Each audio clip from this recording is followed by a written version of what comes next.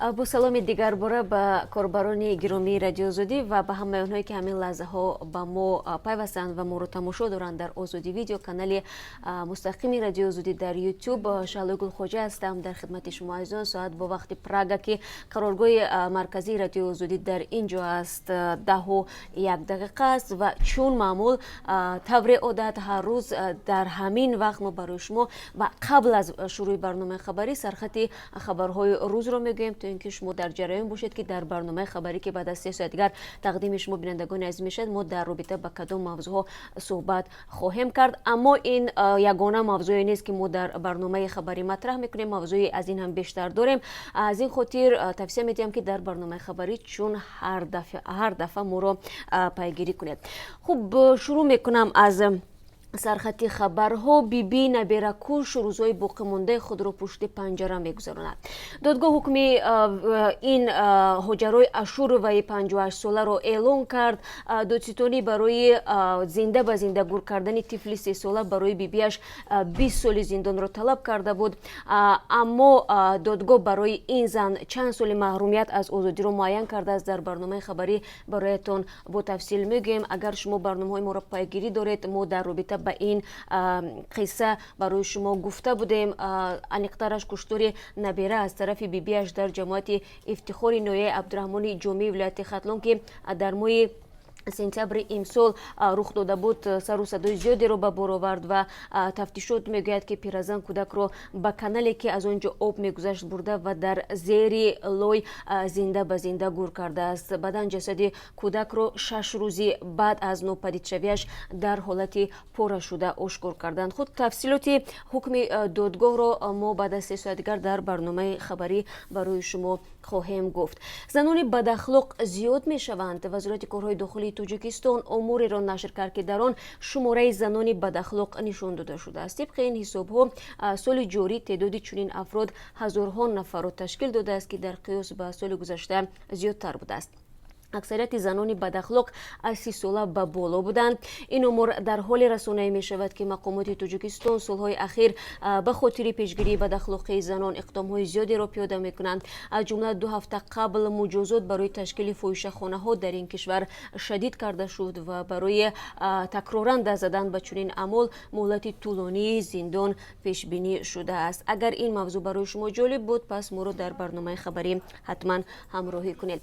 دوستی اوکراین و روسیه به پایان میرسد. در پی جنجال 4 ساله اوکراین تصمیم گرفته است رسما به گذشته مستملکاوی خاتمه گذاشته به اروپا رو بیارد. پیوتر پروشنکو الکی به قانون در این زمینه امضا گذاشته به پیمان دوستی کشورش با روسیه خاتمه بخشید.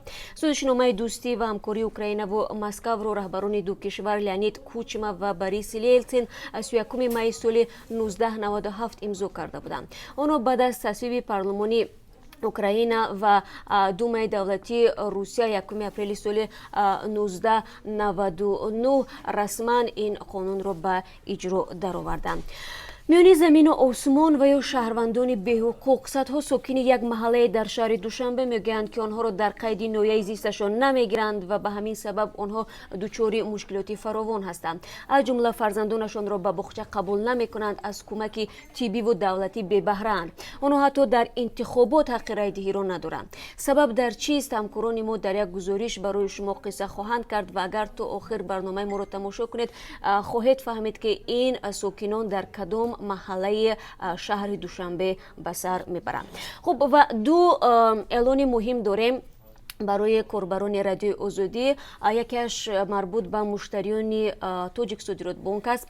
رئیست این بانک میگوید در معیار و یا لیمیت پرداخت پول مشتریان تغییرات وارد نموده. ساکنان از این به بعد میتوانند در یک وقت تا 2000 سومانی مبلغ‌های امانت گذاشته خود را از بانک بگیرند. این در حالی است که قبلا طور شما هم میدونید و ما بارها گزارش داده بودیم بانک مذکور به مشتریانش با توجه به وضع بدی مالیویش در یک وقت تنها تا 200 سومانی میداد و مردم مجبور میشدن که برای گرفتن این مبلغ چند بار به نزد این بانک بیایند. خود شیرعلی رحمان علی سخنگوی توجیک صادرات بانک هم امروز در صحبت با رادیو آزادی گفت که اقدام مذکور به خاطر کم کردن سرگردانی و تشویش مردم گرفته شده است.